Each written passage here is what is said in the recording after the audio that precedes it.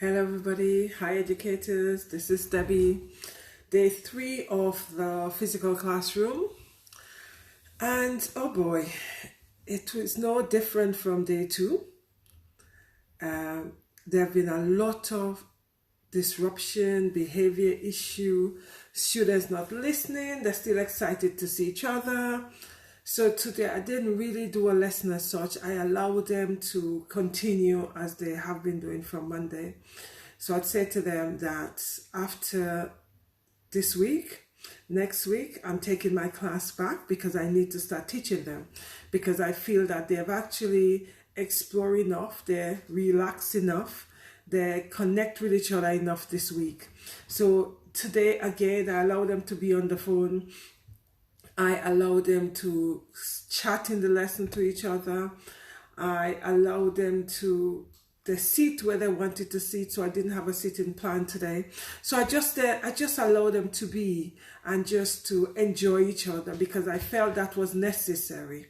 Although some other teachers have said to me that they have been teaching, I didn't think it was necessary for me to teach yet, because I feel that the mental health needed to be sorted than the academic or the intellectual health. Educators, something you need to be aware of, that when they're actually being disruptive and they're chatty and they're doing all of that, it is not a behavior issue, because they've just had lockdown and just come back from being locked down where they were not able to see each other for a while. So therefore, you do expect some of those things. You do expect them to be extremely chatty.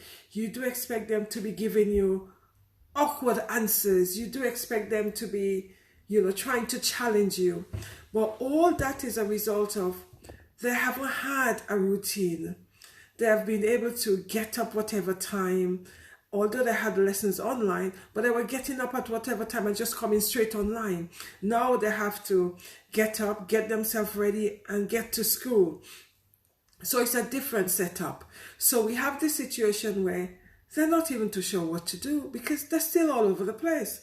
Because I stood up in the class this morning and I was just looking at all my classes, because I give them the time to talk. It was interesting to see them. They don't even know what they're talking about.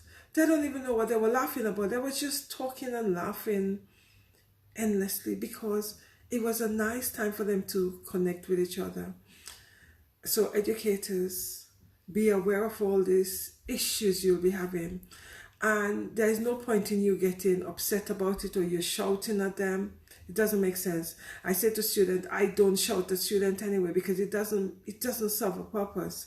It's better having a dialogue with them. So I just let them be, and they were just doing whatever.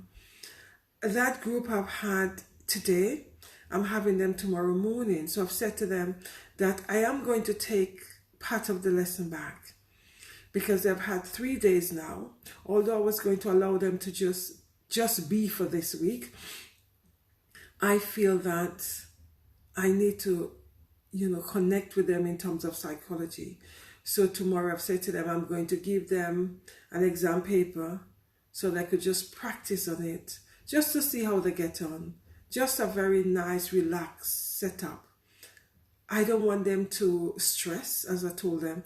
I just want them to see what they could remember while they were being taught on the online platform. As I said to them, if you cannot remember anything, that's okay too. That's no problem. At least we are in dialogue, so I know what's going on with them. If they're, they've learned anything, although they say to me, oh, miss, we have not learned anything on the platform. I understand that, because teaching online is not as easy and enjoyable as it is in the physical. So I expect all of that, as I say to them. Educators, remember, you are doing a fantastic job. It is challenging. Online is challenging, because today I still had to teach online, because I still have some students who are still off, because my year 10 group is still at home until next week. So I still had to teach them online. And when you've been teaching in the physical classroom and then teaching online, it's even more challenging, because it's trying to decide how to navigate the whole thing again. Because although I've only been in the classroom for 3 days, I'm beginning to start liking it. It's nice, it's lovely.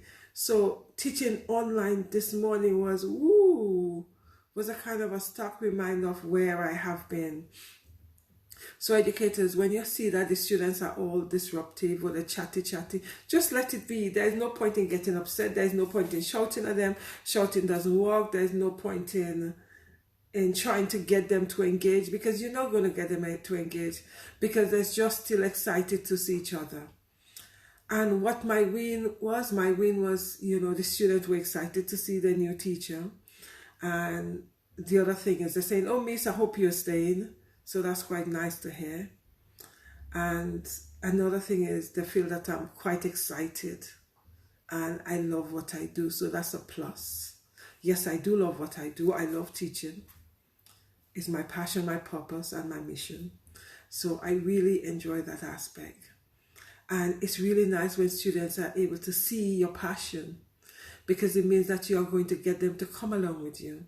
And they're going to be able to connect with you because they see that you like what you do, and then you are going to get them to like it as well.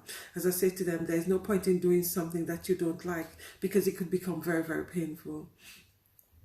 So educators, I know it's not easy, but remember, you're doing a fantastic job wherever you are. Whether or not you're doing it in a physical classroom, whether or not you're doing it online, these are all new to us, and we're gaining a lot of skills. I've gained lots and lots of skills on the online platform, which some of them you could actually put in a physical classroom, but some you can't. So some is transferable, some isn't. But at the same time, you just have to love what you do. And the more you love what you do, the more your student is going to come with you. Because although they were all chatty, I started engaging with them.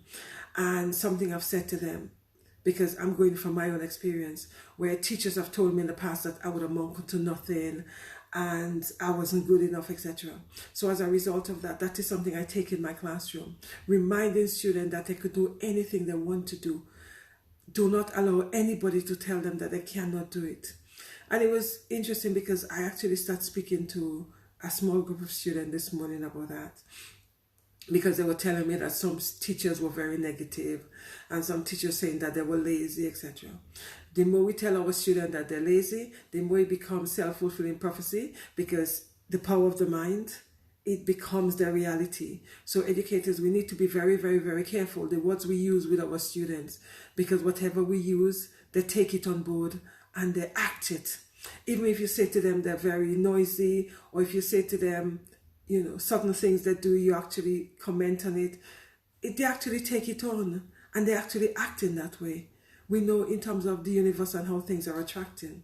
So we need to be very, very careful when we speak to our students. Words are extremely powerful. So we need to think of the words we use into them, because as I say to my student, I want the best out of them. So therefore I have to give the best to them. When I give them, that's what I would get back. So that's very, very important. Anyway, guys, I'll see you tomorrow. Tomorrow I've got a full on day. Today I had, one or two sessions free. But tomorrow mine is a heavy day. Anyway, guys, have a fantastic evening. Stay blessed. Take care of yourself. And remember, educators, you're doing a fantastic job. Right? Don't let anybody tell you differently, because you're doing a good job. It's tiring, but hang in there. Bye-bye.